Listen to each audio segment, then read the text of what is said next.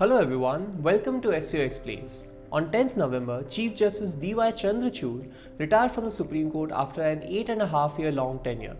Dhananjay Yashwant Chandrachud's long tenure as a Supreme Court judge cannot be contained in snap assessments and pithy one-liners. His career is an elaborate, tangled legacy, best suited to analysis that is willing to navigate the grays that exist between the black and white of the legal profession.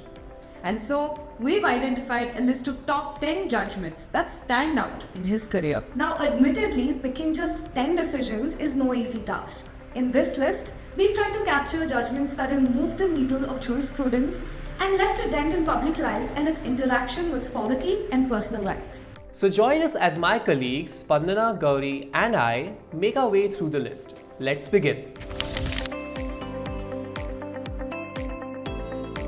On 24th August 2017, a 9-judge bench of the Supreme Court unanimously recognized privacy as a fundamental right integral to an individual's dignity and autonomy.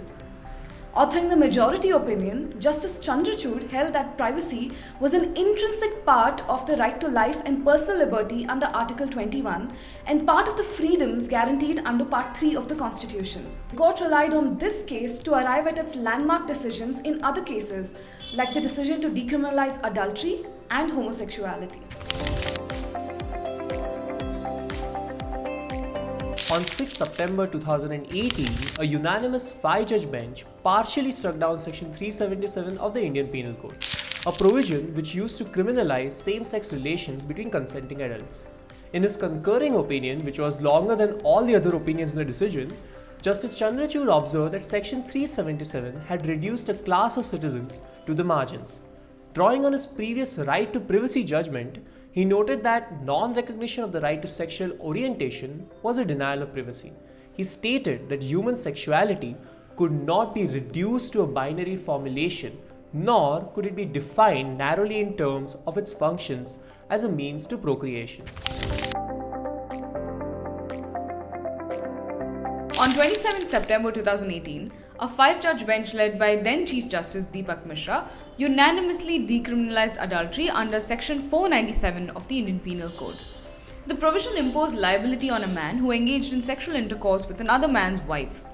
They declared that Section 497 was archaic and infringed upon a woman's autonomy and dignity. In a separate concurring opinion, Justice Chandrachud wrote that the law in adultery is a codified rule of patriarchy and it perpetrated the regressive idea of the subordinate nature of women in a marriage. On 28 September 2018, 5 judges in a 4:1 majority held that denying women of menstruating age entry into the Sabarimala temple was unconstitutional as it violated their fundamental rights to freedom of religion, equality, and liberty. Justice Chandrachud's concurring opinion noted that prohibiting the entry of women into the temple was not an essential religious practice and that Lord Ayyappa's devotees did not constitute a religious denomination under Article 26.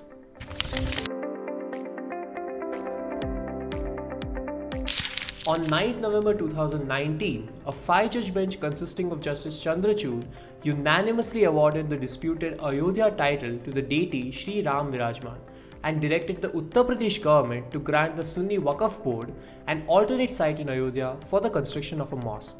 The judgment, written in 1045 pages, was per curiam, meaning that it was written on behalf of the court as a whole, and the author of the judgment remained anonymous.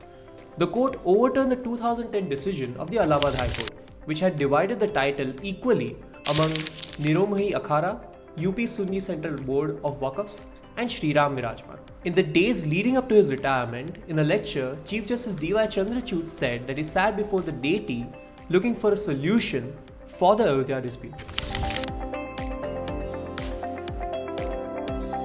On 4th July 2018, a 5-judge bench unanimously held that the Chief Minister and not the Lieutenant Governor of Delhi was the executive head of the Delhi government.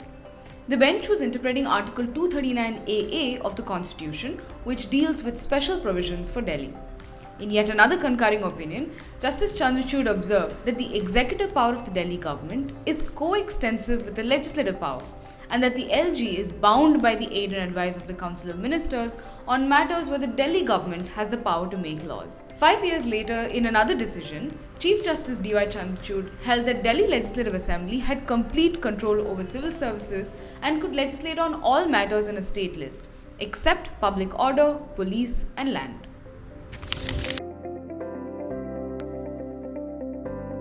On 17th October 2023, a 5-judge bench of the Supreme Court unanimously held that there was no fundamental right to marry for sexual minorities in the country. The bench, however, unanimously declared that transgender or intersex persons in heterosexual relationships can marry.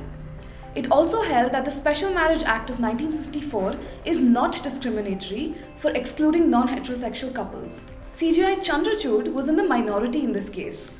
He held that non-heterosexual couples have the right to form civil unions under Article 19, describing them as intimate associations rooted in the expression of gender identity and sexual orientation.